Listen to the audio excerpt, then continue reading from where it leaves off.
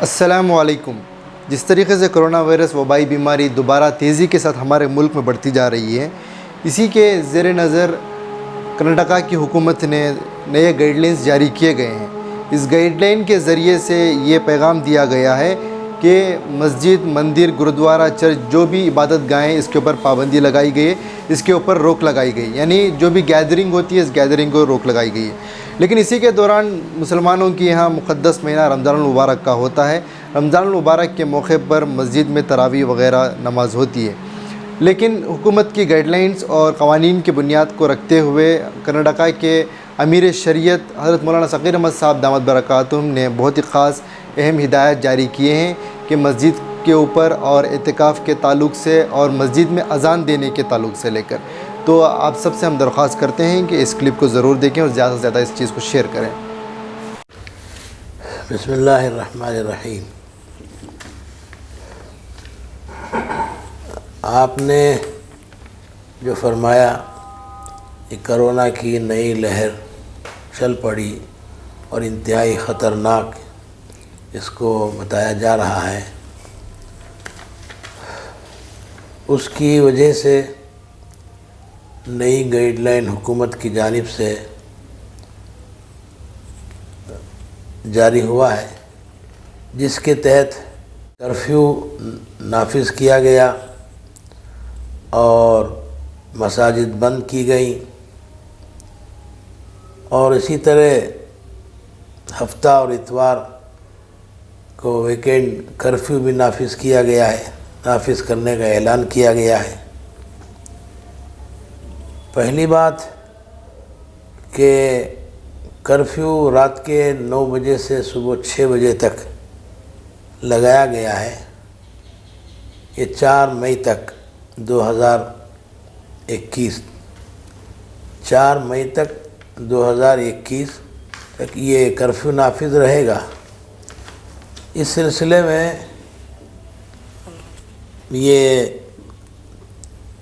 میں گزارش کرتا ہوں تمام مسلمانوں سے، کرناٹک کے، شہر بنگلور کے، کہ وہ اس کا لحاظ رکھیں۔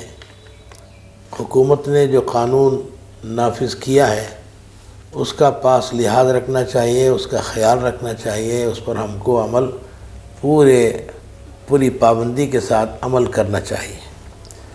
رات 9 بجے کے بعد سے 6 بجے تک باہر چلنا پھرنا نہیں ہونا چاہیے۔ ویسے رات میں چلت پھرت کم ہوتی ہے، لیکن 9 بجے کے بعد ذرا باقی رہتی ہے چلت پھرت۔ اس لیے میری گزارش یہ ہے کہ تمام نوجوان حضرات اور دیگر احباب 9 بجے سے پہلے اپنے اپنے گھر پہنچ جائیں اور باہر نہ پھریں، کہیں ایسا نہ ہو کہ اس پولیس کی وجہ سے آپ حضرات کو کوئی تکلیف ہو۔ اللہ حفاظت فرمائے۔ اور حکومت نے مستقل مساجد کو بند کرنے کا بھی انہوں نے حکم جاری کیا ہے کہ مساجد بھی 4 مئی تک بند رہیں گی، کوئی اس میں نماز نہ پڑھے سوائے مسجد کے عملہ کے۔ اس کا خاص خیال رکھنا چاہیے کہ کوئی بھی آدمی نماز کے لیے مسجد کا رخ نہ کرے، اپنے گھروں میں نماز پڑھے۔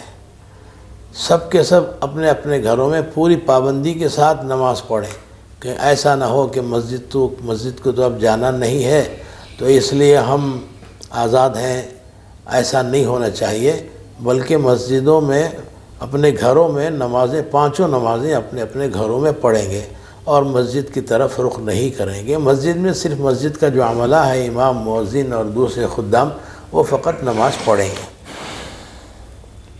اور تیسری بات، ہفتہ اور اتوار کو ویکینڈ کرفیو نافذ ہے، وہ اس میں بھی ہم کو بہت ہی محتاط اسی طریقے سے ہونا چاہیے جیسے لاک ڈاؤن میں ہوتا ہے۔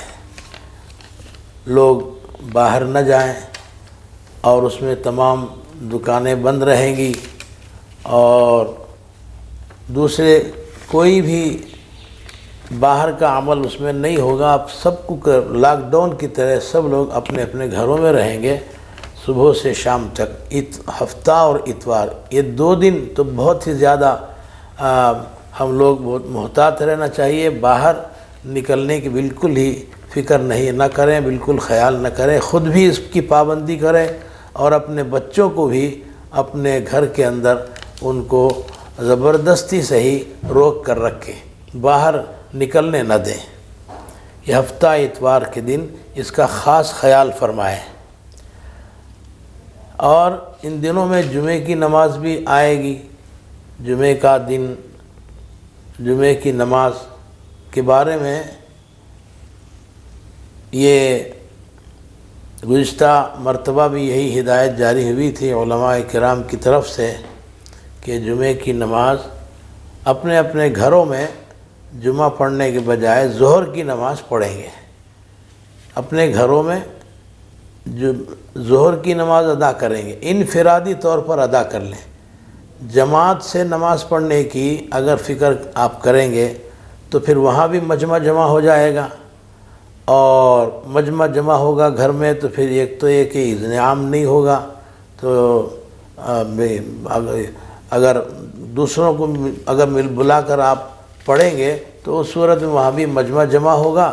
اور پھر مسجد میں جو نماز پڑھنے سے جو منع کیا گیا مجمع کو روکنے کے لیے ہے.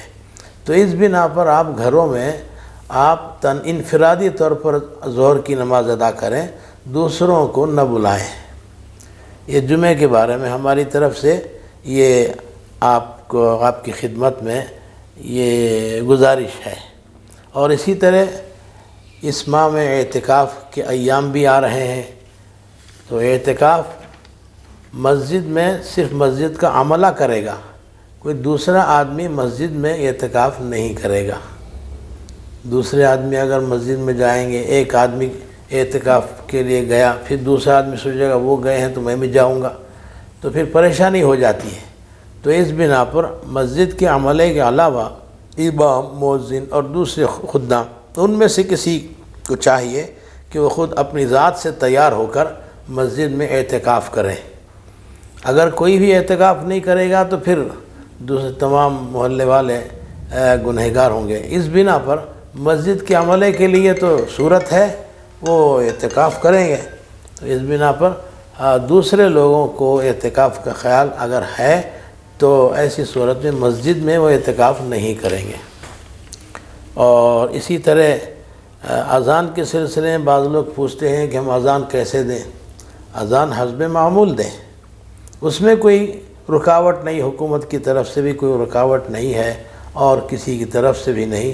تو اس لیے اذان حسب معمول دیں. اذان تو اس لیے دی جاتی ہے کہ باہر رہنے والے مسجد سے، دکانوں میں ادھر ادھر جو غافل رہتے ہیں ان کو اطلاع دی جائے کہ نماز کا وقت ہو گیا ہے، نماز کے لیے تشریف لائیے. تو نماز کی دعوت دینے کے لیے اذان دی جاتی ہے، اسی لیے حی علی الصلاۃ، حی علی الفلاح کہا جاتا ہے. تو اس لیے اذان دی جائے گی، اور اس کی وجہ سے عورتوں کے لیے بھی نماز کا وقت ہونا کا علم ہو جاتا ہے. تو اس لیے اذان برابر دیں گے نماز اور مسجدوں میں. لیکن دوسرے لوگ مسجدوں میں نہیں جائیں گے. اطلاع ہے کہ وقت شروع ہو گیا ہے، اطلاع کے لیے اذان دی جا رہی ہے. تو یہ تمام باتیں آپ کے سامنے ہم نے رکھی ہیں. ہم امید کرتے ہیں کہ آپ اس پر پوری پابندی سے عمل فرمائیں گے، اس کی کوئی خلاف ورزی نہیں کریں گے. اگر خلاف ورزی ہوگی تو پھر بہت پریشانی ہو جائے گی. بس دعا کریں کہ اللہ تعالیٰ حالات کو سازگار بنائے اور اس بیماری کو جلد سے جلد ختم فرمائے اور سب کی اس بیماری سے حفاظت فرمائے اور حالات کو حسب معمول حالات پیدا ہو جائیں. اللہ رب العزت اس کے اسباب بنائے. اللہ رب العزت سے خوب ہم آہوزاری کریں گے اور دعائیں کریں گے، گڑ گڑائیں گے کہ اللہ رب العزت اس مرض کو جلد سے جلد ختم کریں. وآخر دعوانا الحمدللہ رب العالمین.